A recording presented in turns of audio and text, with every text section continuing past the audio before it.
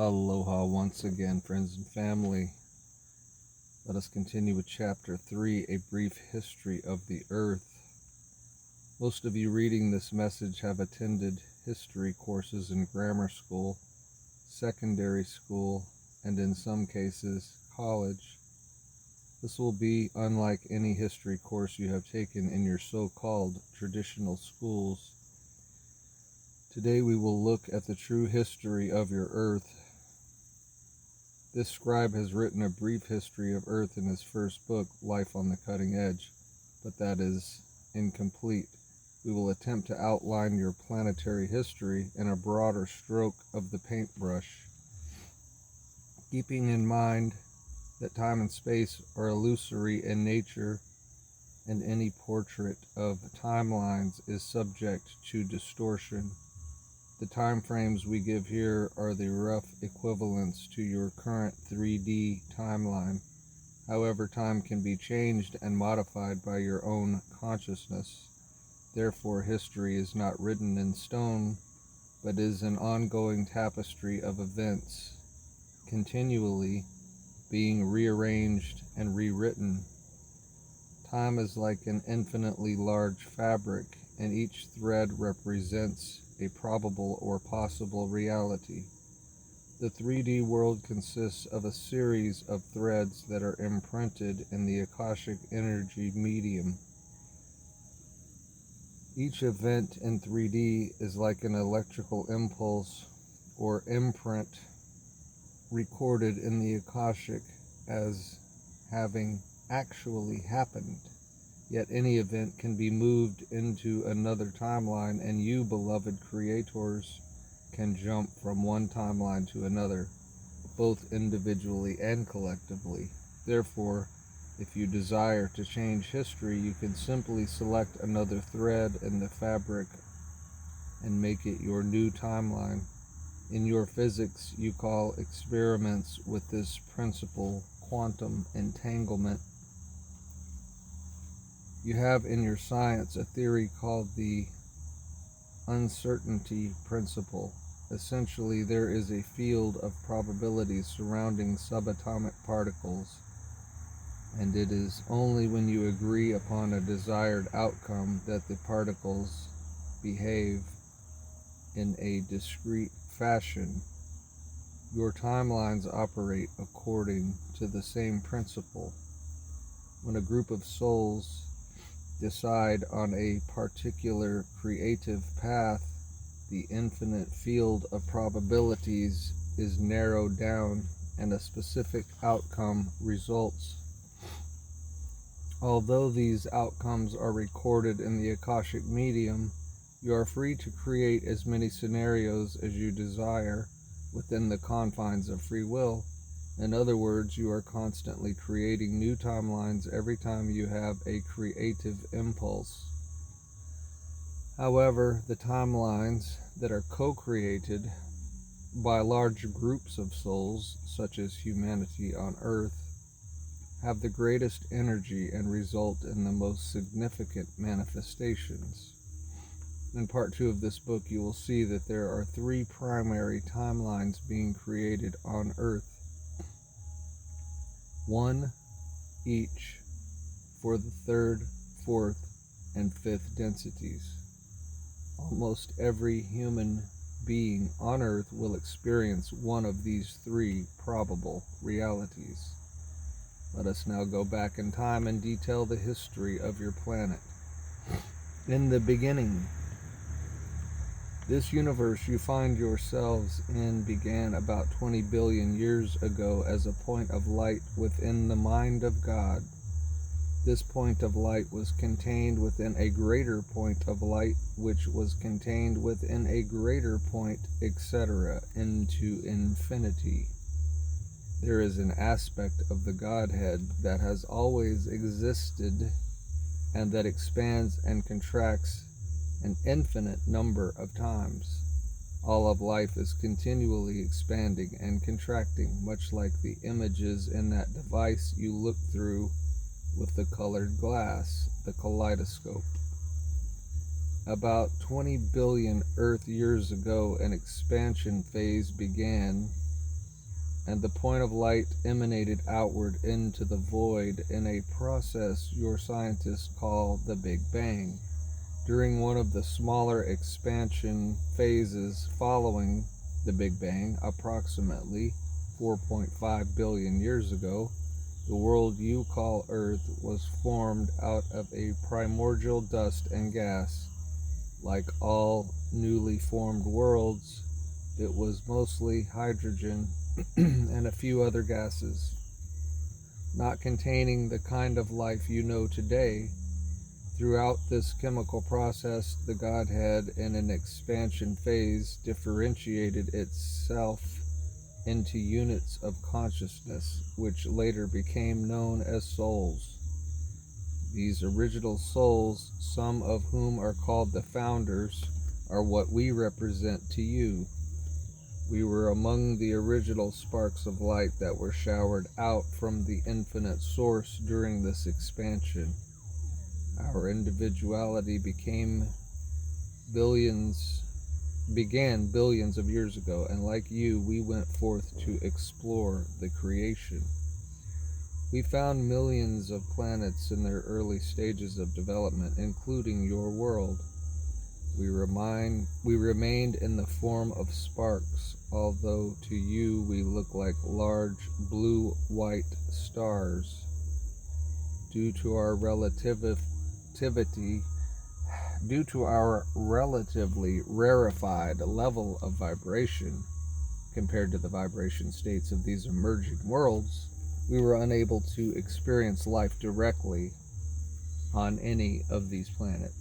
So we would simply overlight or hover above the atmosphere of these worlds and observe the chemical processes taking place there.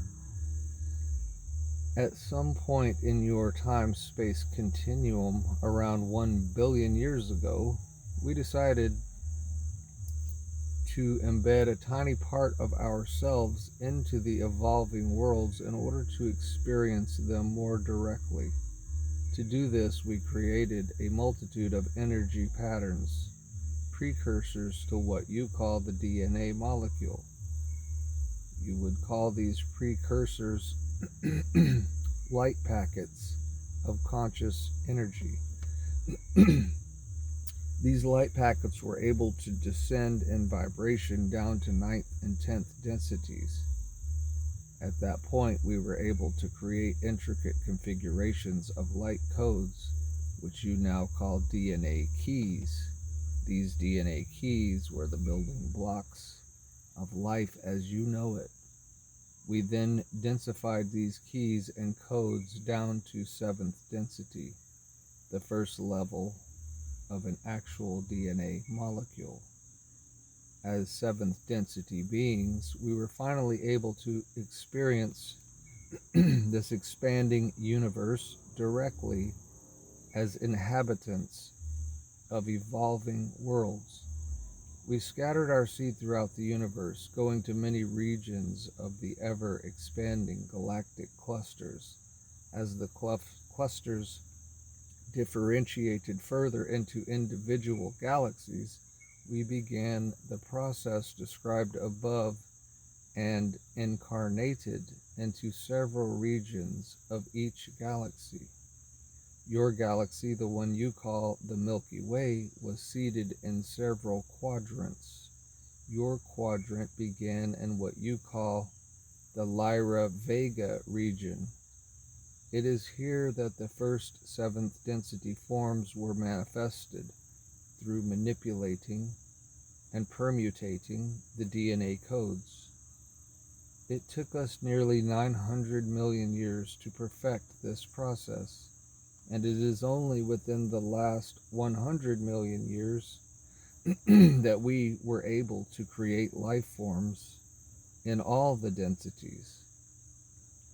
The process of differentiation is difficult for most Earth souls to comprehend. The best analogy we can give is that of cellular division. Each cell that divides from a parent cell becomes an individual cell in its own right, just as powerful and creative as the parent cell, if not more so. Each being that divided from its parent self, 12th density core, become a sovereign being or whole and complete soul as it emerged into 7th density and grew and evolved through time and space. Every soul, as it becomes aware of its higher aspects, is able to align, connect, and thereby remember what the state of undifferentiated source energy is like. In essence, each part of the self is intimately connected to the core, and the core is intimately connected to the Godhead, the undifferentiated infinite source. The process of descending into form is called devolution. An aspect of the Godhead becomes more and more differentiated and extends itself outward into lower and lower densities, actually becoming more and more dense until it reaches the level of simple existence. In other words, a part of our God being extended itself outward all the way to the level of pure elemental awareness, or first density. This is the density of what you call non-organic existence, the simplest manifestation of which is the hydrogen element. Once hydrogen is imbued with consciousness, the process of evolution begins. Of course, your scientists cannot measure the level of consciousness in first density because it is minute in comparison to third density. However, they have discovered what you call the quark, and you have a measurement you call Planck's constant. These units are aspects of first density consciousness and are the means to measure the forces behind quantum fluctuations. We realize we are speaking to a general audience through this medium and will therefore refrain from a technical scientific discussion. Several of your quantum physicists have made the connection between matter and consciousness, and we encourage the scientific among you to do some research of your own. A look at the fall from grace.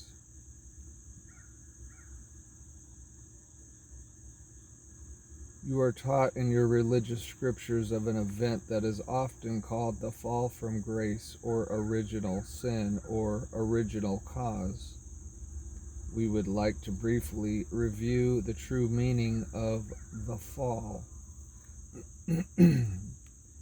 Basically, you began as individual souls in 7th density, and when you volunteered to be a part of the Earth experiment, it was necessary for you to drop your vibration to what is commonly called 4th and 5th densities. The 4th and 5th density bodies, the vehicles used to experience 4th and 5th density worlds, are very dense compared to your 7th density body, or form of your original soul essence. As you dropped in vibration in order to experience the outer worlds of creation, the 3rd, 4th, and 5th density worlds, it was necessary to manufacture a body that was capable of experiencing those worlds directly. This form you occupy at the present time,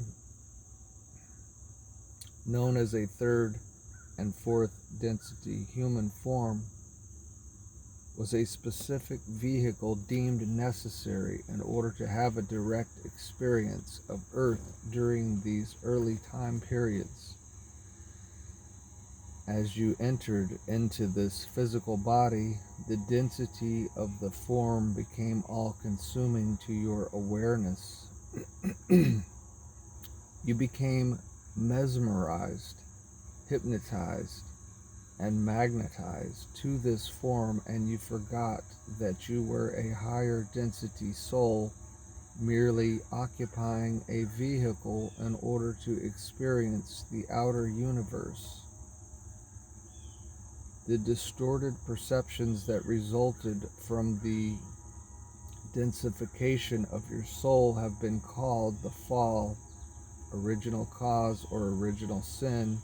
The word sin is an unfortunate term that implies something is dreadfully wrong with you. This world has been used to denote your relationship with your Creator, which deteriorated during this process of the fall into a highly distorted perception that you were separate from your Creator, and that He was judging your behavior, and even worse, judging you and evaluating your worth as a species. All this arose as a result of the distorted perception that you were a separate being from your Creator. So the idea of sin ultimately originated with this distorted idea that God somehow loved you less for being in a dense form and living on earth in that dense form. This is the judgment associated with your fundamental error in perception, indicating that you perceived yourself as separate from God, and that God somehow demanded obedience to certain laws and principles. This is, of course, a ridiculous idea, because the laws and principles of the universe do not change or react, and do not repel or accept a soul just because that soul uses free will to choose to ignore or violate those laws. It is possible to step off a tall building and invoke a law that is more powerful than the law of gravity, thereby flying or floating instead of falling. In your world, however, most souls have not learned how to harness these higher laws, and consequently would fall to their deaths in such cases. Their bodies would break and the life force would leave and go elsewhere. The law of gravity does not care whether or not human beings jump off tall buildings to their deaths, because the law of gravity is simply being the law of gravity, just as the law of electromagnetism is simply being the law of electromagnetism. Obviously, the idea that God is punishing a soul for violating a natural law is an erroneous concept. First of all, the law has not been violated. Nevertheless, you have the free will ability to believe you have violated God's law, and you can make up laws of your own that appear to oppose God's law. Many of you have made up such laws, which you call by various names, including the laws of darkness, and you have set forth the concept of an evil force that is in opposition to God's laws. Therefore you judge and say, these beings are evil, and these beings are good. And if these beings don't have Jesus, they don't know anything. I added that. Although we often use the terms light and dark in our messages, there is no judgment involved. Let us clarify our definitions. When we talk about light and dark beings, we are talking about souls who are living in accordance with God's laws and principles on the one hand, and those who have made up laws and principles that appear to oppose God's laws on the other hand. As we move along your dominant Earth timeline, we will explore various civilizations that have occurred, including the specific time period on your Earth known as Pangaea, Lemuria, and Atlantis, which were the first three major civilizations on Earth, and then we will move forward into what some are calling your fourth major civilization, which is the current one. This includes civilizations existing during the past 10,000 years or so. We will also look at the extraterrestrials that are present today on or around your planet and how their roles and functions figure into the larger scheme of things. Then we will take a look at your future and what you call the earth changes and the significance of those events. We will discuss the lessons learned and unlearned in your previous civilizations and how those lessons are playing a part in what is occurring today on Earth.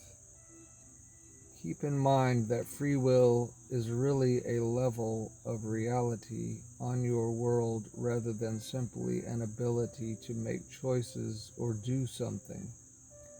Although free will is a quality you are bestowed with by divine dispensation, within the realms of free will, the universe operates a little differently than it does in the realms beyond free will.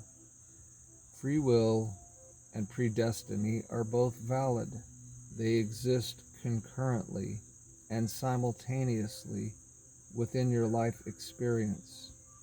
There is a great deal of information we would love to share with you, but because of the nature of linear time and the length of your attention span, it is unlikely we will be able to include everything that is relevant in the pages of this book. Therefore, we will now move on to the subject of root race. The root race of humanity. The original root race of humanity, as eloquently explained in a book, The Prism of Lyra, Prism, by Lissa Royal, started in the Lyra Vega star system.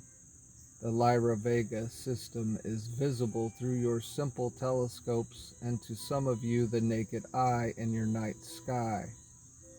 We will not tell you where it is located because that will change as your Earth rotates and as your seasons change. But you can consult a star chart for the exact location of the Lyra Vega star system. The Godhead created individual souls known as the Founders, of which we are members, billions of years ago in your earthly time frame. Human souls began life in seventh density in the constellation of Lyra Vega. All of you reading this book and most souls on your planet began your individual incarnations as seventh density souls in the Lyra Vega system. During the 900 million year period of experimentation referred to earlier, there were many strange and exotic forms walking upon your planet. You are familiar with some of them, including the dinosaurs.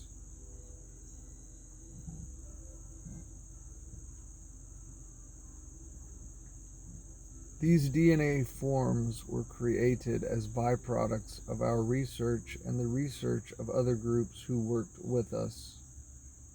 Approximately 100 million Earth years ago, The primary location for the birth of individual souls was moved to the star system known as the Pleiades. Your human race was engineered and finalized by us in conjunction with the Godhead. Since all work is done in conjunction with the Godhead, in the Pleiades sector immediately subsequent to the last galactic shift between 108 and 100 million years ago, the Pleiades system consists of approximately 100 stars, of which the ones known as the Seven Sisters are the primary stars visible to the naked eye from Earth. A specific configuration of DNA known as human being or Homo sapien was formulated and propagated in the Pleiades system. The root race of humanity was Pleiadian. So if you have a soul on Earth whose DNA is primarily composed of Pleiadian configurations, you could say that soul belongs to the root race, or what has been termed Adamic by some teachings available on your world. The root race of humanity were originally seventh density Pleiadians. This includes what you call the Adam and Eve configurations. Adam and Eve are metaphors. They are not to be taken literally. There is an erroneous belief that all life started from one male and one female and goes on from there. However, all life starts as a blueprint, a DNA configuration, in what are called fire letter codes or light codes, which become light keys or DNA keys, which become DNA molecules. And then those DNA molecules are propagated or multiplied according to the program of codes carried within each strand of DNA. It is possible to manufacture a human body directly out of the ethers by propagating the proper DNA sequences in each strand or molecule of DNA. We will keep this discussion relatively simple because we realize most of you are not genetic biologists or biochemists or anything of that nature, so we will not spend a lot of time on the specifics of individual strands of DNA and chromosomes, how they combine, recombine, and all of that. That is not our purpose.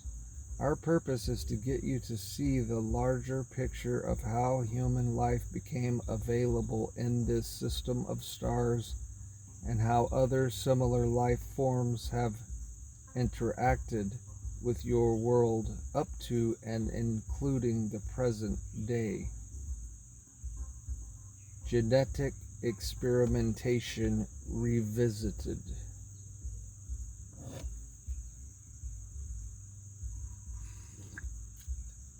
Hope everybody's got their coffee. If you drink coffee. Forgive us, but we are going to go slowly here. This is a vast subject to most of you, and we do not want to leave anything out. Life exists in many forms, some of which you would not even recognize if they were right in front of you. There are carbon-based life forms, silicon-based life forms, and even lithium-based life forms. These are sentient beings with at least a rudimentary understanding and awareness. All life began in the simplest of states. As we mentioned earlier, even hydrogen has a level of awareness. We experimented with these primitive life forms. We found we could take the rudimentary consciousness of a hydrogen atom or a heavier metallic element and permutate the atomic structure, thus creating new and varying forms of life. All life forms we created had a natural tendency to become more organized and sophisticated over time, gradually growing in self-awareness. The natural progression of life in the lower four densities follows what you call the Darwinian evolutionary model. All the life forms we propagated in our experiments were punctuated by mutations, or periods of time with intense and rapid growth and alteration of form and structure. Your scientists do not understand why there are so many mutations and alterations in living organisms.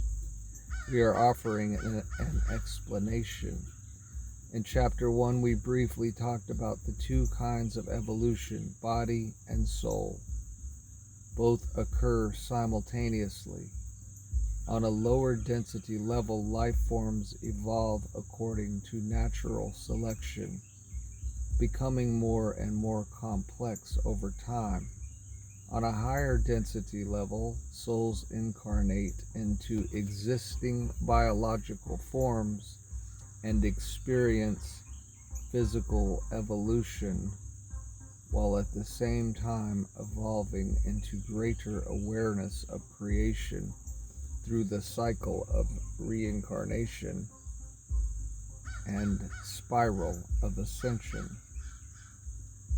As life began evolving from first density up through the various mineral and plant stages, there eventually came a level of sophistication and awareness known as the animal stage, wherein it became possible for higher density souls to incarnate directly into the flesh and blood of these evolving life forms. This is the part that is hard to understand for most of you, but it is as if a tiny fragment of yourselves, the animal part, was imbued with a larger aspect of yourselves, the 7D consciousness. To incarnate into an animal form, the tiny aspect, the consciousness of the animal, must merge with the larger aspect, the consciousness of the incarnating soul. Returning to the machine analogy, you can think of lower density evolution, natural selection, as similar to the manufacture of an automobile. To build a car, you start with basic nuts, bolts, and pieces of metal. Gradually, as the manufacturing process becomes more sophisticated, the car takes on a personality. Just ask an excited young driver. However, the experience of the car is not complete until the young man or woman enters the vehicle and turns the ignition. The driver of the car can be likened to the soul entering the evolving organism or human body. In order to experience physical evolution, souls first go through devolution, or densification into matter.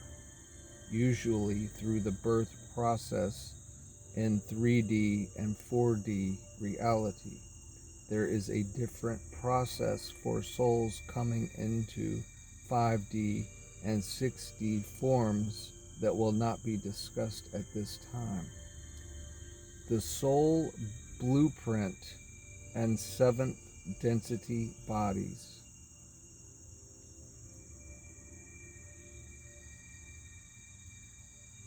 The cosmic in-breath involves the merging and assimilating of soul essence into larger and larger conglomerations of consciousness. Incarnation is one way this process is experienced. The pinnacle of the evolutionary process on Earth is the humanoid form. Although human evolution continues beyond the humanoid form, the eventual outcome of physical evolution is a merging with the primary soul essence at seventh density. The technical details of this merger are far too complex to include in this book.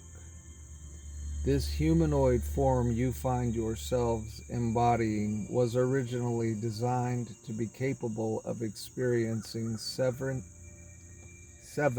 different dimensions simultaneously. It had the capacity to sit, stand, walk, run, leap, fly, and teleport itself from one place to another. All of these were considered valuable experiences of physicality and ether reality. For this body you inhabit was quasi-physical in the sense that it could be made translucent and fluid, or it could be as solid as you experience it now. This body was designed specifically to work within the gravitational and electromagnetic fields of evolving planets, and it was designed so that its density could be shifted at will from the first through seventh levels. The fall kept souls from remembering their ultimate nature. Third and fourth density bodies have only a tiny part of their potentiality activated, and this is why it seems nearly impossible to manifest the virtually unlimited state of the soul while on Earth. Even your scientists admit that humans use only 5 to 10% of their brain capacity. The spiral of ascension is the dispensation that allows you to begin reaching your full potential as incarnated souls. We will have more to say on this subject, but let us now continue our journey through your past. Earth, from 1 million to 10 million years ago.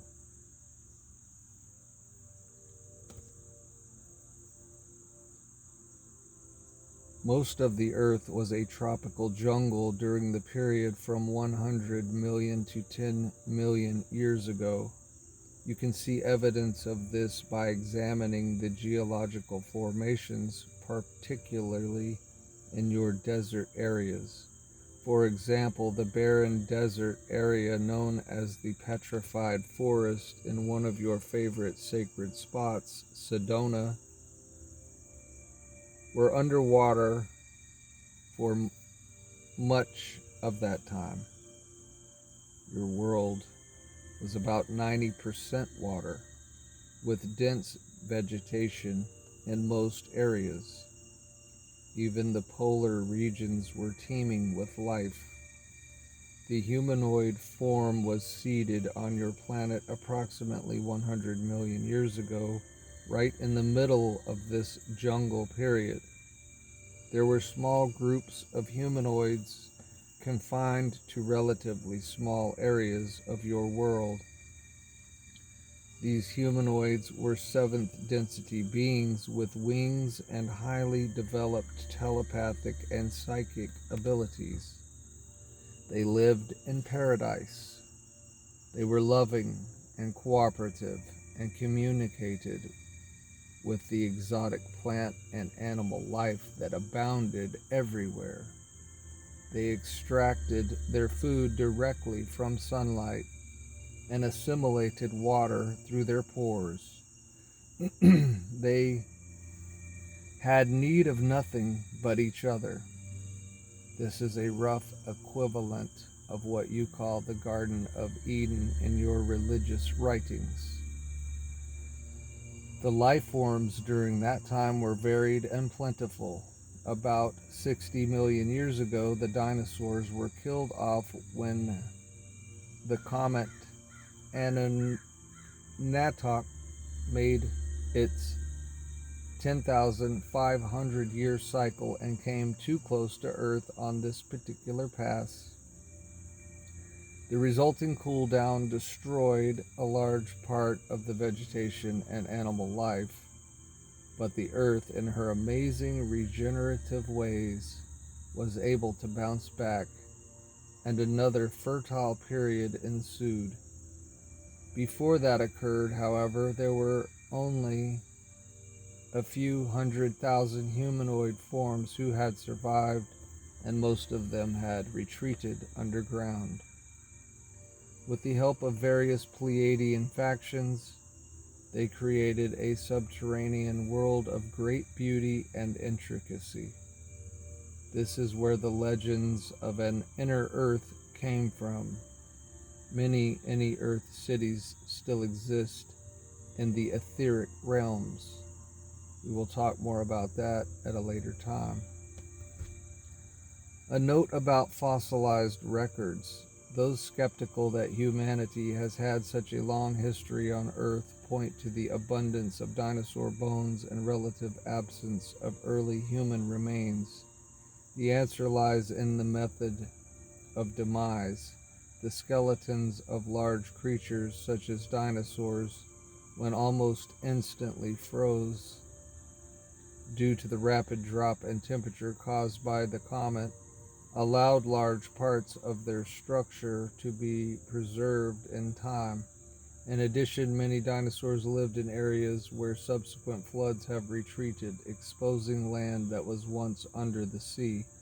Most of the early human civilizations occurred in areas that are still underwater. In the years to come, many discoveries of early human remains will be made.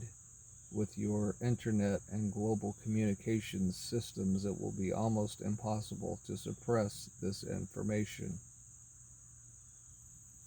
The land of Pan.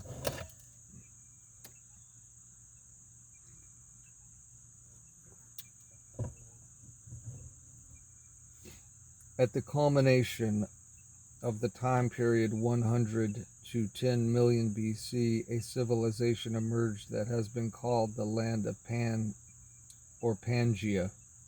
During the time of Pangaea, DNA experimentation was taking place, and there were no safeguards built into the Earth laboratory. This meant that various life forms could interbreed and create other exotic blends and hybrids with virtually no restrictions.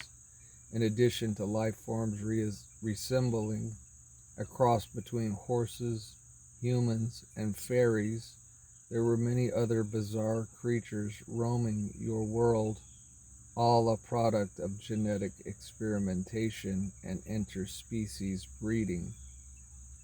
The Pegasus and Centaur are but two of these. Embedded within the genetic codes of every species from Pan was, and still is, the infinite Creator's plan of physical evolution. The in-breath of creation issues forth the principle of syntropy, which is the opposite of entropy, meaning that a creature's natural inclination is an increase of order, sophistication, intelligence, and self-awareness. All life forms during the in-breath have the blueprint of natural selection encoded within their beings. And so as the life forms of Pan began to grow in awareness, they developed various levels of intelligence. When the Pleiadians incarnated into these evolving life forms, a mutation occurred, giving the organisms a sudden jump in awareness. They became aware that they were part of the creation and were ultimately connected to Source. Physical evolution and soul evolution had merged. As sparks of the original undifferentiated Source energy, the newly awakened souls felt a longing to return to that Source. They realized that a part of that Source had split off from the vastness of love and light and was going through this outer experience of embodiment. These life forms, part God, hue, and part female and part male-female, man, were given a realm of creation in which to learn how to become gods in their own right. This level is known as the fourth dimension, or the realm of mind, knowledge, and imagination. Within the blueprint of every human life form is the desire to create like the Creator. Just as within every child born of human parents are the potentialities, hopes, and desires of the parents. It should be noted that the humanoid upright walking ape was mutated into Homo sapien in order to be the perfect vehicle for the incoming Pleiadian souls. The remaining unmutated hominids continued their evolutionary spiral. All life forms have a soul essence, but the essence of the evolving hominids was rudimentary compared to the incarnating Pleiadians and their Homo sapien form. Your anthropologists are very confused by the sudden appearance of Homo sapiens millions of years ago, and now that confusion can be cleared up. Every spark of divinity, as it experienced the various physical embodiments and species during Pangea, was slowly developing its desire to become a creator god. Let us now reiterate what occurred in Pangea. The civilization consisted of a great deal of DNA experimentation by the seventh density Pleiadian souls who were exploring and propagating life on Earth. There were many different life forms created by combining and recombining strands of DNA. Some of these were rather exotic in nature, including your centaur, unicorn, and other hybrid varieties. This was done primarily as an experiment to see what would happen when this strand was combined with that strand, etc. Some hybridization occurred during interbreeding of species, and some were created in the laboratory. We were some of the architects of this experimentation. We discovered a great deal about life as we propagated numerous species on your Earth.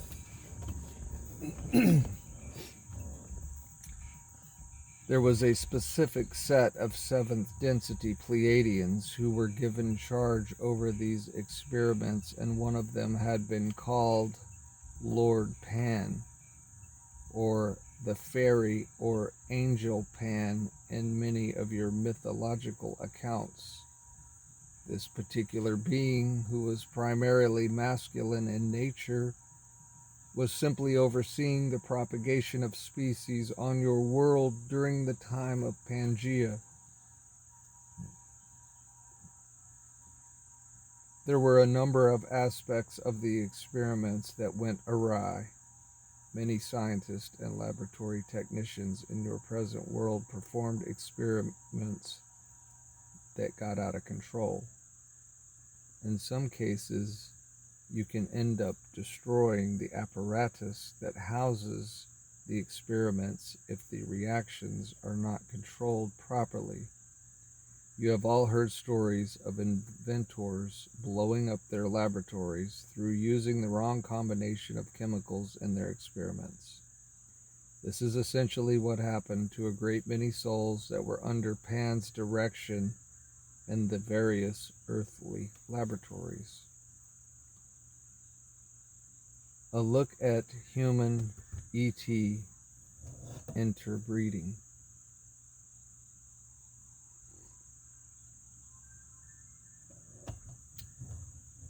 Now, at the time of Pangea, your planet contained a variety of third and fourth density creatures. Most of these had propagated, developed, and evolved on Earth as a combination of terrestrial and Pleiadian DNA, having been created from combined DNA patterns. However, planet Earth because of the lush plant and mineral life in first and second density, attracted a lot of attention in the cosmos.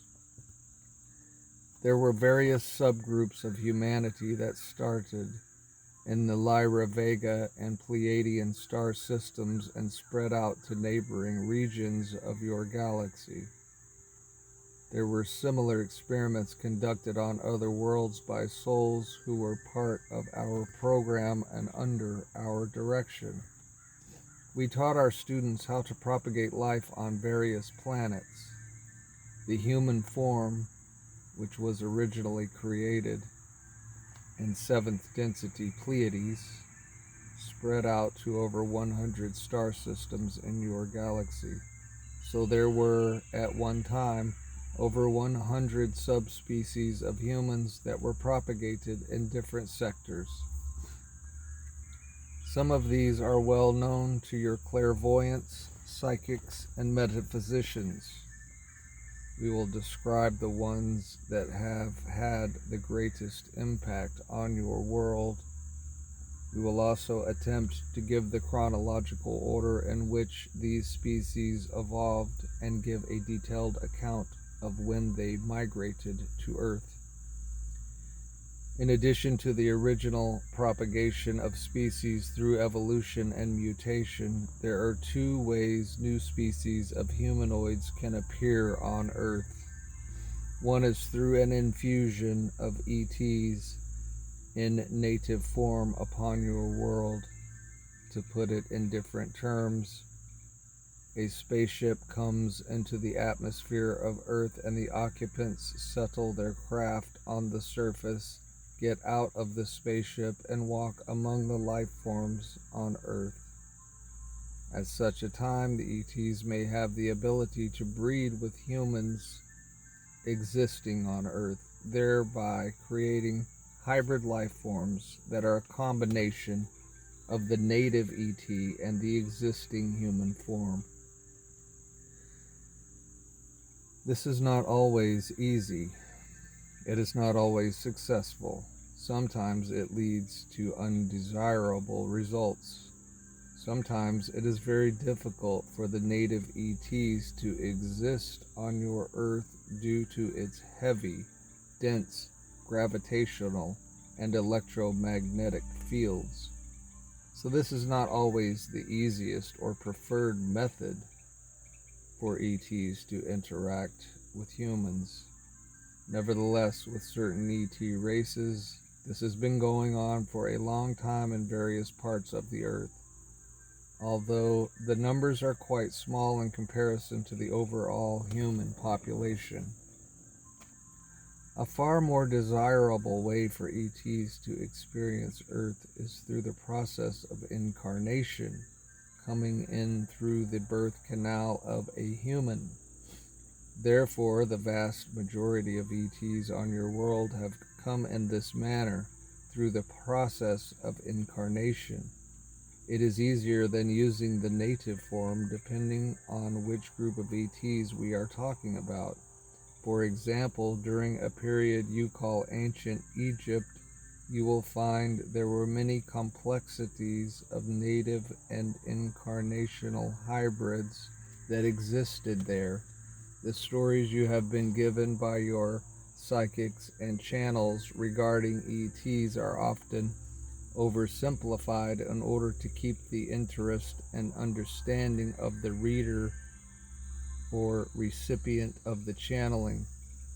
You will find that there are many books on your library and bookstore shelves that have oversimplified the history of Earth, and you will also find that there are many that are completely erroneous and may have been given intentionally in order to mislead you. We will explore that situation at another time. Let us once again summarize what we have said thus far. The humanoid form you have come to know so well, with its arms, legs, torso, head, etc., was the result of genetic experimentation and research comprising a very long period of time, about 900 million of your Earth years. During that time, all manner of exotic life forms were created by permutating the DNA strands and structures. Most of the animal life you are familiar with was brought forth as a side effect of this research. When your scientists study the evolution of your species, most of the mutations they discover involved experimentation by us or other ET groups. Now, getting back to the land of Pan, many of the experiments went awry. Why and how did this happen? Problems associated with free will.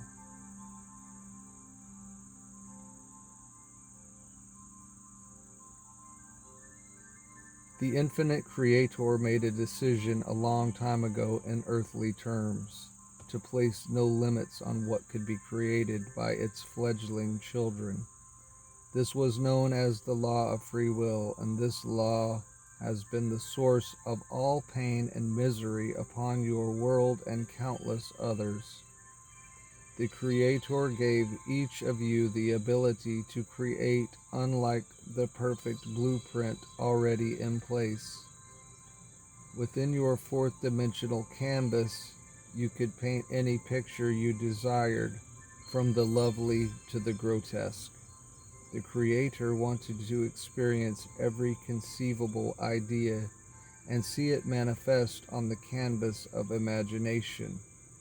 And so it is that many of the Creator's fledgling life forms experimented with their own DNA to the point of creating misshapen, malformed, and convoluted creatures with simply convoluted mental processes. Many of the sparks of divinity, souls, who ventured into these uncharted realms became mesmerized by their own creations, and having forgotten that they were seventh density beings born of the Creator's light and love, became more and more immersed in these lower density creations.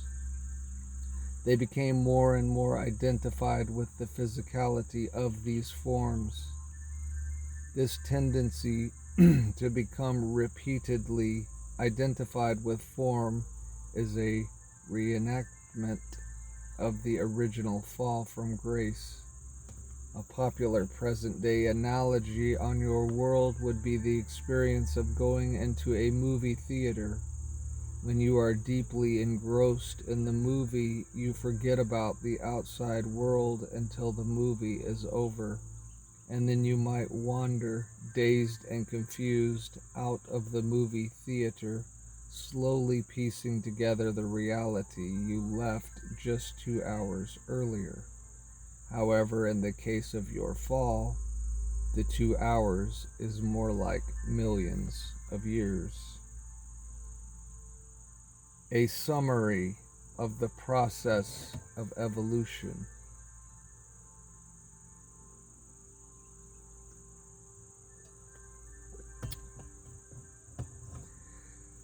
So, beloved creators, we have two processes unfolding here. The first is the process of evolution from a tiny spark of divinity that begins as inanimate objects at first density and slowly evolves through the more and more sophisticated levels of genetic configurations, eventually making its way back to the level of the Godhead. Then, at the same time, we have the process of devolution, wherein souls differentiate out of the Godhead as 12th density beings of light and gradually drop their vibration down until they reach the 7th density, wherein they take the form of luminous beings of light.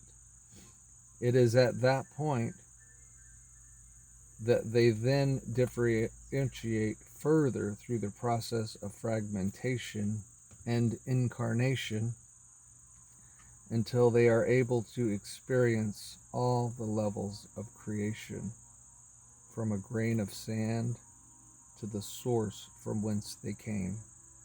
Throughout this book, we will continue to examine how evolution and devolution are intertwined and how souls possessing free will have the capabilities of entering into any level or dimension of creation and experiencing that level or levels. We will continue with the history of your Earth, examining the civilizations that have come and gone from your world over time, and we will explore the various star races that have incarnated and invaded your world and influenced the evolving life forms. We hope you will excuse our digression back into the creative process. We realize these ideas are a direct contradiction to much of what you have been taught, and that is why we are going slowly and backing up frequently. So please bear with us. It is hard for most Earth souls to comprehend the idea that there are multiple energy streams happening simultaneously: evolution, devolution, and at very high levels of reality, constancy. As we have mentioned before, time is fluid and not set in stone, as your rational minds would have you believe. Therefore, much of what we chronicle for you is subject to change, although the physical events have Akashic imprints and will continue to exist on one of your past timelines. You as a species have the capabilities of changing your timelines to better suit your evolution. We will address this subject in greater depth in Chapter 10. Some of the ideas presented herein will echo what has been brought forth in your mythological and religious teachings, and some will likely contradict the writings and teachings with which you are already familiar. We are not here to convert anyone to a particular way of thinking or convince you of anything. We ask that you remain open to our viewpoint of creation, perhaps realizing that we have a broader perception than most entities that have visited your world. A look at other civilizations. There have been 4 major civilizations and a lot of minor ones on your planet since the grand experiment began unfolding on Earth. 1. Pangaea, 2. Lemuria, 3. Atlantis, and 4. The present. In addition, there have been two major events in your solar system that have dramatically impacted the history of your world. A, the destruction of Maldek, and B, the destruction of the surface of Mars. We are simplifying the story of your history considerably because there were numerous other events. We will detail a few of them, including what your religious writings call the Luciferian Rebellion, which we refer to as the Orion Invasion, the infusion of the Alpha Draconians, reptilians, the reign of the Syrians, your biblical and pre-biblical gods, and the quiet invasion of the Zeta Reticulans, or the Greys. You will note that various extraterrestrial races greatly influenced the development of the root race of humanity at nearly every turn. Keep in mind that the races detailed in this chapter and the next are only representative of the major ET infusions. There were many others, including input from certain Andromedan sectors, various levels and dimensions of Pleiadian groups, Venusians, Arcturians, Antarians, Polarians, Alpha Centaurians, and other races from various regions of your galaxy. Add to this the overseeing of your progress by the councils of Asilion, the Great White Brotherhood, the Confederations of Light and their offshoots, Ashtar, Solar Cross, etc., and the many interplanetary and intergalactic priesthoods, Melchizedek, Metatron, Enoch, etc. And you have quite a bowl of porridge on the cosmic stove. In the next chapter, we will go into detail on some of these groups and their characteristics. After the fall of Pan.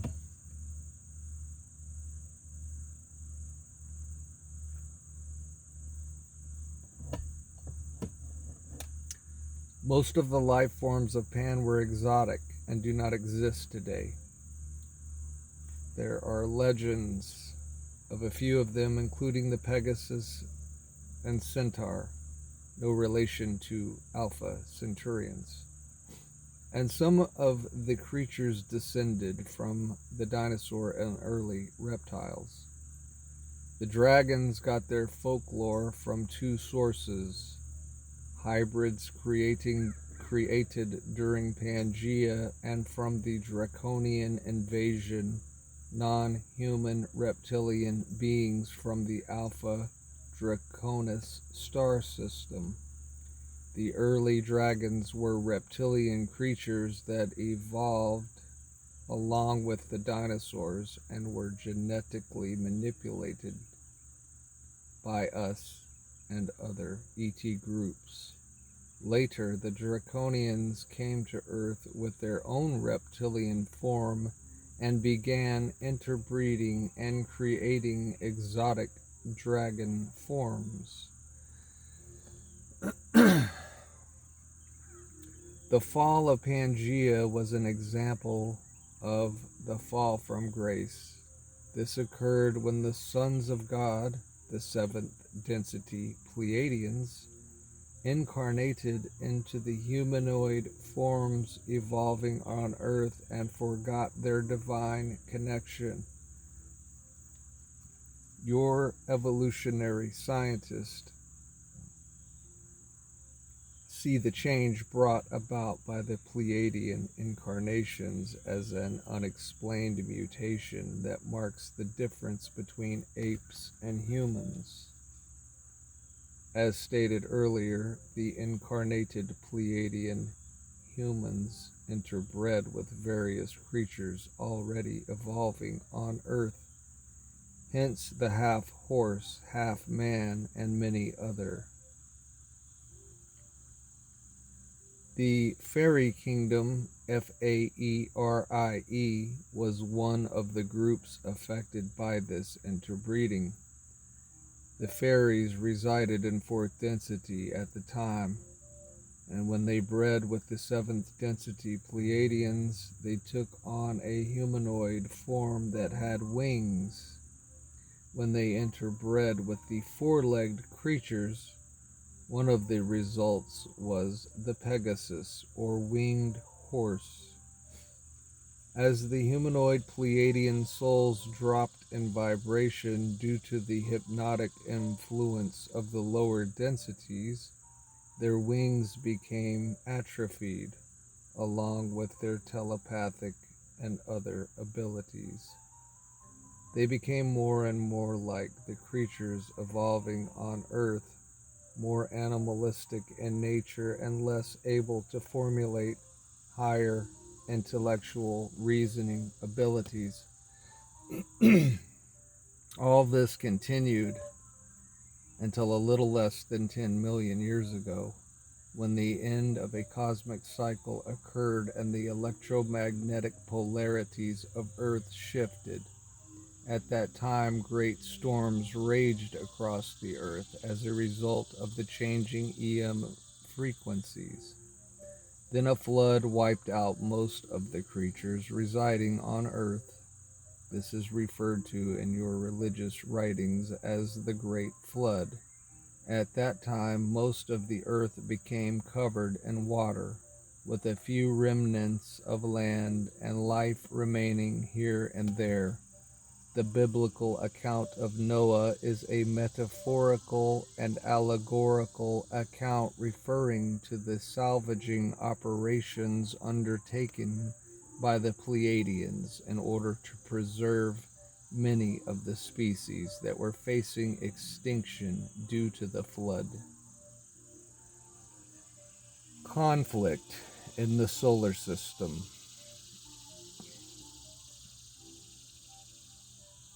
Next, we will examine the major wars and infusions of souls onto your world that marked the beginning of what you call violence and conflict. This will not be a pretty picture, but we can see that most of you are mature souls now and can handle a little unpleasantry amidst all the glorious creation. Your Earth was not the only planet in the solar system that received attention. 10 million years ago, there were 3 planets that harbored physical life forms in your solar system: Earth, Mars, and Maldek. These were the 3rd, 4th, and 5th planets from your sun at the time. The environment on the 4th and 5th planets was colder and less hospitable than Earth's, but that did not stop various groups from colonizing these worlds. Those that came to Mars and Maldek were adventurous sorts, willing to endure the harsh winters and barren landscapes that dotted these planets. Although there were forest and plant life in the equatorial regions and plenty of water and ice near the poles. In addition to Mars and Maldek, there has been etheric life on Jupiter and Saturn for a long time, and even to some extent on Uranus and Neptune. But this life exists only in very high densities. If you know anything about astronomy, you know that physical 3D life forms cannot exist on the giant gaseous planets due to their enormous gravity and poisonous atmospheres. Many of those souls that perished during the Great Flood on Earth reincarnated on Mars and Maldek. The civilizations already developing on those worlds were from many different star systems And now the Pleiadian root race joined the mix. The beings that were already residing on those worlds had dropped in vibration to fourth density. Souls born into the fourth density world do not receive the same kind of loving experience that is afforded souls in seventh density.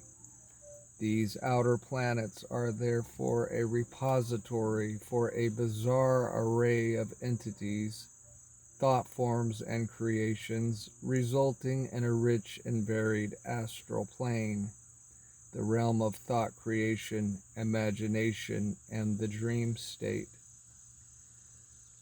Throughout this post-flood period, beings from across the galaxy took notice of the Earth experiment and its neighboring planets. A group of souls from the Draco star system sent scout craft to Earth about 40 million years ago, and again roughly 12 million years ago, about 2 million years before the Great Flood. Although they did not settle en masse, their reports back to the Draconian councils put Earth, Mars, and Maldek on the map for exploration and possible conquest. Another group from the constellation of Orion also took notice of the fledgling Earth souls and their compatriots on Mars and Maldek. We in the 7th and 12th densities were still monitoring the Earth experiment closely, and consequently, these less than savory civilizations from Orion and Draco were not able to gain a significant foothold on Earth due to our careful observation and partial intervention. It would have been like marching into our laboratory and announcing they were taking over the experiment. We had a protective vibration around Earth, and things like this just did not happen, at least not at that time. However, the same protections were not afforded Mars and Maldek because, quite frankly, that was not our terrain. Those planets were more of a free-for-all. So come they did in small numbers at first, and scouts and settlements amidst the existing communities, once interbreeding with the existing species on Mars and Maldek started. The souls from Orion and Draco began incarnating there.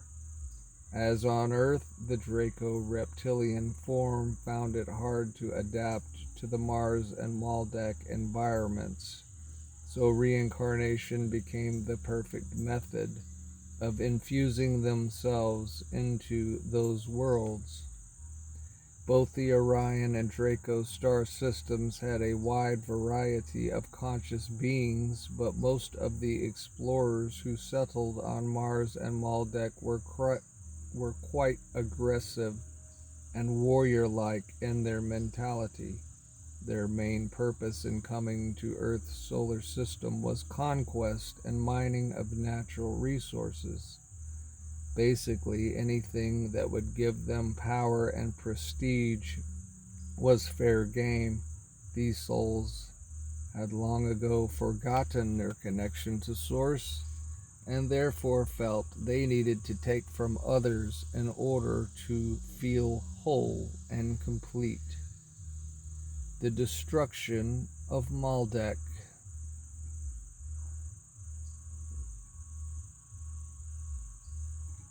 It was not long before war started to break out on Mars and Maldek. Due to Mars' proximity to Earth, the watchful gaze of our members, the Orions and Draconians, Dracos, were less willing to reincarnate in mass numbers on Mars, preferring the relative distance of Maldek. They began coming in record numbers, and pretty soon the Maldekian civilization numbered in the millions. They built great cities out of stone, and in matching their consciousness, these cities had strong fortresses and towers to afford protection from attack. At some point, the Maldekian people discovered neutron technology and began manufacturing bombs and wartime implements capable of rendering great destruction. At that time, several million years ago, there were no safeguards in place to prevent the runaway consequences of this technology. Maldek continued to evolve into a series of warring factions. At the same time, beings who had left Earth during the flood were still incarnating there. The warring factions attracted the attention of both benevolent and malevolent groups from various systems around the galaxy. But because of the non-interference agreement and protection of free will, little was done to intervene. At this point, the souls there were a mixture of Draco and Orion, both of which contained the aggressive genes.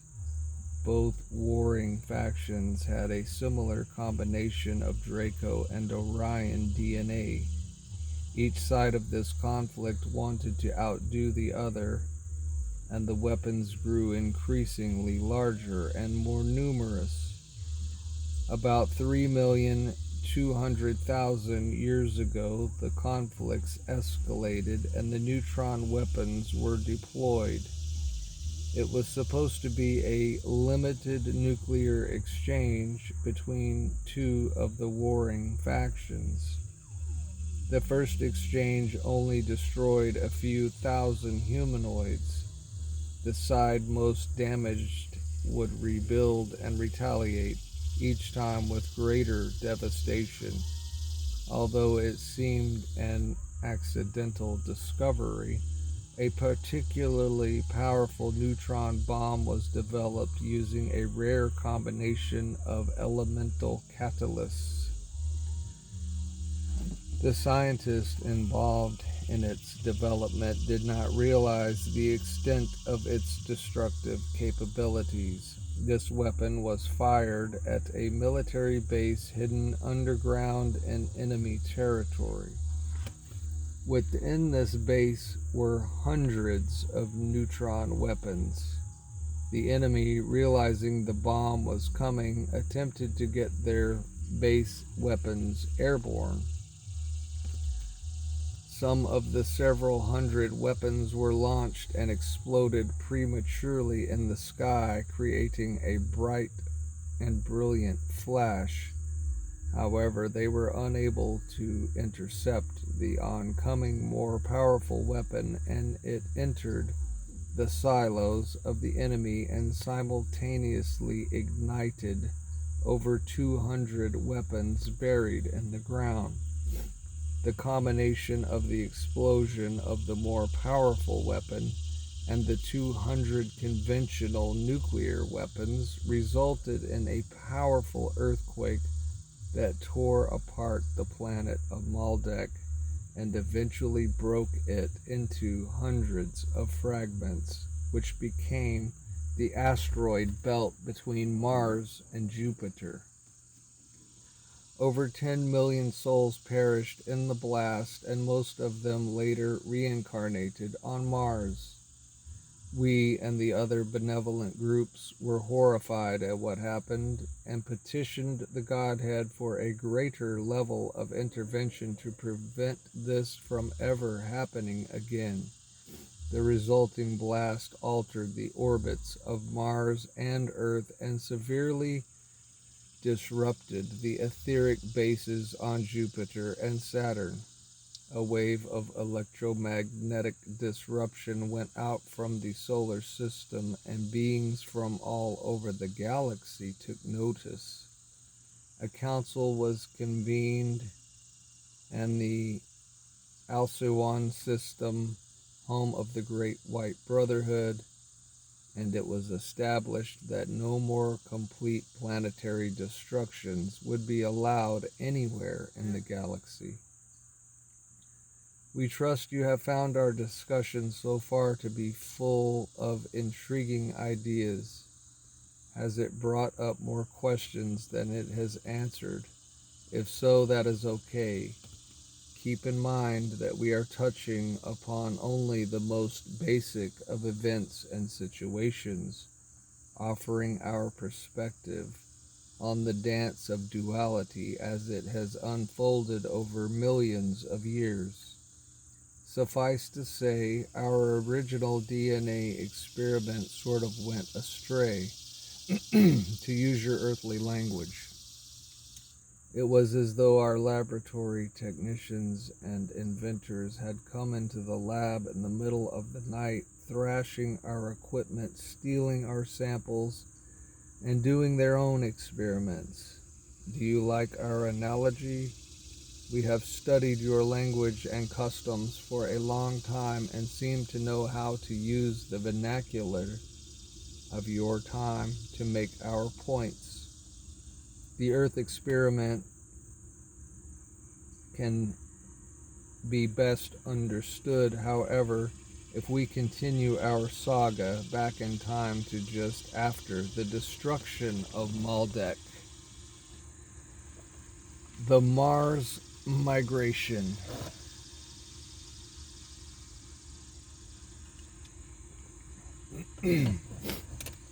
Over 10 million souls lost their bodies during the destruction of Maldek. Most of these souls took up residence on Mars, where a civilization was already in progress. The souls on Mars at that time were a product of our experimentation, along with groups from many different systems, including Orion and Alpha Draconis. Those groups left their mark many times along your evolutionary spiral, but never to a sufficient degree as to seriously alter your DNA blueprint, at least not yet. That was about to change. The souls from Maldek incarnated on Mars in the usual manner through breeding among the Pleiadian, Orion, and Draconian lineages of Mars. The civilizations there grew significantly in number until there were over 100 million souls in embodiment. We will not go into the principles of soul fragmentation until Chapter 5, but suffice to say, the 10 million souls from Maldek fragmented into approximately 50% of the Mars population within a period of only a few thousand years. As the population grew on Mars, the fragile atmosphere became strained. Due to their distance from the sun, both Mars and Maldek had thin and delicate atmospheres that could not take the strain of large populations, not to mention nuclear weapons. As stated above, most of the Orions, Dracos, and hybrids resulting from Orion-Draco interbreeding reincarnated on Mars after the destruction of Maldek.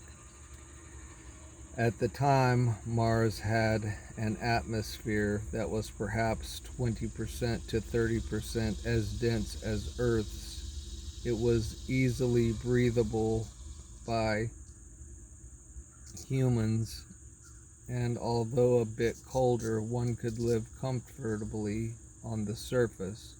The weather there prior to the explosion of Maldek was temperate, providing ample moisture and nutrients for agriculture, enough to support most of the evolving souls. There were many great cities that grew up upon Mars. As the Mars civilizations continued to grow, unrest between the various factions increased, especially since many of the Maldekian souls had not fully learned the lessons of war and had left their bodies suddenly during the catastrophic events on Maldek. Although most souls are concealed, I'm sorry, although most souls are counseled in between lifetimes, there was still a policy of non-interference except to prevent another planetary explosion, and so Mars inhabitants were pretty much left on their own as long as they did not develop weapons sufficient to destroy the entire planet. The explosion of Maldek had altered the orbit of Mars and changed the EM frequency band significantly. The climate changed, giving rise to more desert areas. Great canals were built to transport water from the tropical or polar regions into the desert intermediate zones. As the climate continued, as the climate continued to become more unstable, wars broke out over water rights, and eventually conventional weapons and warfare began proliferating. Nuclear war on Mars. A form of dirty atomic bombs was developed by some of the Mars factions. These weapons used heavy metals, uranium, plutonium, etc., similar to the first atomic bombs on Earth. Very soon a war broke out using these weapons. Many souls were warned by members of the Brotherhood of Light, later the Confederation of Planets, an offshoot of the Galactic Federation, aka Galactic Confederation, and were assisted in building underground shelters and eventually underground cities. The Brotherhood and its related organizations neutralized many of the weapons to prevent a repeat of the Maldek experience. Nevertheless, the Martians blew holes in their atmosphere and severely disrupted the ecological balance of their planet to the point of rendering most surface life forms extinct. Some survivors of the atomic bomb blast made their way underground and joined those already there. Once underground, they continued to rebuild their civilization until a new level of order emerged. Out of approximately 100 million souls originally living on the surface of Mars, about 10 million survived and went underground. To prevent further attacks, the underground cities were sealed off from the outside world. Martian scientists managed to create an artificial environment capable of sustaining up to 20 million souls. Over time, however, the underground cities declined due to attrition. Fertility became more difficult to maintain due to missing nutrients in the artificial soils. Many of the souls once living underground began reincarnating on other worlds. Over time, great dust storms spread across the surface of Mars and eroded the original cities and their architecture. Remaining to this day are a few pyramids and rectangular buildings, enough to remind your scientists that there was once life there, although such information has been suppressed from the general populace of Earth. Many of your scientists have seen the canals on Mars and have attempted to explain them away through natural means. They have done a lot to try and cover up the fact that there was once intelligent life on Mars. The remnants of pyramids and artifacts used by the technological societies that once existed on Mars are clearly visible to those on Earth. who are willing to look with an open mind. These artifacts have been photographed on the surface of Mars by your puppet space organization known as NASA, the other ones based in Russia and China. These governments have a vested interest in keeping the truth from the public, and therefore have debunked the idea that there are artificial structures on Mars. As for the underground cities, they still exist, and a few are inhabited to this day. But most souls who survived the attrition have evolved into upper fourth density and are not visible to 3D souls who inquire about them. Your scientists will discover radioactivity on Mars that cannot be explained solely by natural rock formations. This is the residue of the atomic explosions, since some of the elements in the bombs have a half-life of millions of years. What happened to the 90 million plus souls that did not go underground? You guessed it. Most of them migrated to Earth, reincarnating into the melting pot of Pleiadian, Orion, Draco, and other groups that had reorganized since the destruction of Pangaea. We will continue in a moment with the history of Earth, but first let us digress into a discussion of veils and vibratory levels, as this understanding will help explain what happened next on your planet. The veils around Earth.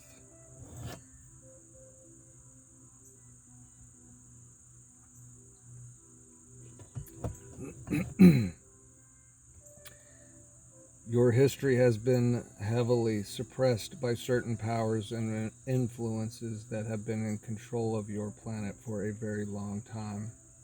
It is our intention to reveal the information that has been suppressed and to do so in the clearest and most accurate way possible. We are not aware of any souls in earthly embodiment that have disseminated Earth's history with 100% accuracy. This is due to the difficulty involved in piercing the veils surrounding Earth and extracting the information from the Akashic records located in the higher etheric planes outside Earth. Although all information in the universe is freely available to anyone who sincerely requests it, only those souls who are no longer influenced by the councils of Regal and dark draconian councils have been successful in getting through the system of distortion placed in the ethers about your planet. In some of your channeled writings, this etheric distortion is referred to as the frequency barrier. Until recently, we were not allowed by the Godhead to tamper with this distortion field. It has only been since 1950 in your timeline that divine intervention has included the authority to remove etheric distortion fields and frequency fences from your planetary sphere. In later discourses, we will examine the levels of veiling put upon your vibratory sphere and the reasons for each veil. Some of the veils are a naturally occurring phenomenon related to the drop in vibration experienced by 7th density souls on their way to experience 3rd density reality. Others were placed around Earth intentionally by various benevolent factions in order to prevent the so-called dark forces from gaining too much power and thereby violating the free will of ascending souls. Other veils were placed intentionally by dark forces in order to prevent ascending souls from gaining enough power to put an end to Orion, Draco and Sirian involvement with Earth. Since there are apparently no earthly souls that have been able to extract all the information about your history successfully, we make no guarantees of complete accuracy for any of the channeled information given herein.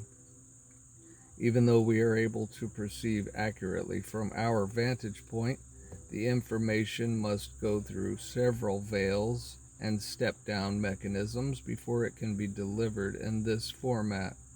We urge extreme discernment when viewing any channeled material and would encourage you to be wary of any such information that claims to be 100% accurate. That said, we need to lay some groundwork for what is about to be discussed. The ancient mystery schools existing at various times in your planet were set up primarily to move souls along the spiritual path to the point where they could pierce the veils and access the energies of ascension. The system of initiations and rituals given through such secret and not so secret orders as the Brotherhood of Masons, the Rosary Cross or Rosicrucians, the Order of the White Rose, and others, recent and ancient, were for the express purpose of teaching souls to pierce the veils, both within the self and surrounding the earth. In the early days of these organizations, a number of souls attained knowledge of the stargates and portals surrounding the earth and were able to pierce some of the veils by accessing those stargates and portals while in meditation or through out-of-body experiences. However, most of those souls were not sufficiently evolved spiritually to remain pure in heart and mind, and many misused the power they had accessed. Due to a lack of discernment, they gave the information about DNA codes, stargates, and portals to various negatively polarized ET groups, which enabled these groups to enter the stargates and the portals and wreak havoc in the astral and etheric planes of Earth. Today, such entities are still accessing the astral realms of Earth for malevolent purposes. These negatively polarized entities merged aspects of their DNA codes with the codes of evolving Earth souls, both directly through energy transmissions using etheric, astral, and physical implants, and through astral possession, thereby corrupting the original intent of the secret and not so secret mystical orders. All of the mystery schools mentioned above and several others have been infiltrated by negatively polarized ET factions, and as a result, the leaders of these organizations are controlled largely by the ego-based desire for power and control over others. This lust for power originates within the blueprint of the Dark Orions and Dracos, and to some extent Dark Sirians. Being unable to fully control Earth directly, these groups settle for the feeling of power and euphoria that comes from possessing humans who are in positions of power on Earth. The human rulers of Earth could not have been corrupted by negative ETs had they learned how to integrate and balance the ego or sense of a separate self. This ego-based lust for power and control can be very devious and subtle. masquerading as one-upmanship and spiritual pride at having achieved this level or that level within the secret society or spiritual organization. With each level attained, the individual accumulates a greater degree of responsibility for the functioning of the organization and regulation of its members. This is especially dangerous when the ego is in charge. There have been numerous well-meaning world leaders who have gotten caught up in these negatively polarized energy fields while still believing they are doing the work of God. This is one of the reasons certain elements of this information have not been revealed until this time. We, the founders, are confident that there are now enough souls pure in heart and mind that would not, under any circumstances, misuse the information that we are giving it through several channels at once, including this one. We are not giving actual DNA code configurations during this current transmission, but we are giving the energy patterns necessary to pierce the veils. Some souls who attune to these messages will be sufficiently evolved to be able to pierce the veils directly. Others will need the proper DNA keys or codes, which will be given later. It is not our intent to withhold any information that is desired by your planetary light workers. However, even at our level of awareness and vibration, we have made what you would call errors of judgment in times past that partially led to the current situation on Earth. To the best of our knowledge, there are no ET groups or channeled entities that are immune to these errors of judgment. Free will is a complicated and challenging principle to be dealt with by beings at all levels of evolution. While we thoroughly understand the mechanics of free will, we use the utmost caution and respect when making decisions that affect the free will of millions of Earth souls. Up until about 1950, there were virtually no controls in place on Earth to prevent the light and dark factions from battling it out to the bitter end, other than preventing complete planetary destruction as decided by the councils of Asilion following Maldek. With the advent of nuclear weaponry on Earth, all that changed, and the Godhead invoked the divine dispensation that most of you know about, allowing direct intervention in certain matters when it was determined that such intervention would prevent the violation of free will of a large number of Earth souls. Once souls on your planet reach an inner vibratory rate of fifth density awareness, their well-being is automatically protected by divine dispensation. Wonderful. I'm going to read that again. Once souls on your planet reach an inner vibratory rate of fifth density awareness, their well-being is automatically protected by divine dispensation. We, the founders, in conjunction with the councils of Asilion and other governing bodies, are carrying out many of the tasks necessary to uphold the current dispensation, and we act faithfully according to divine principle.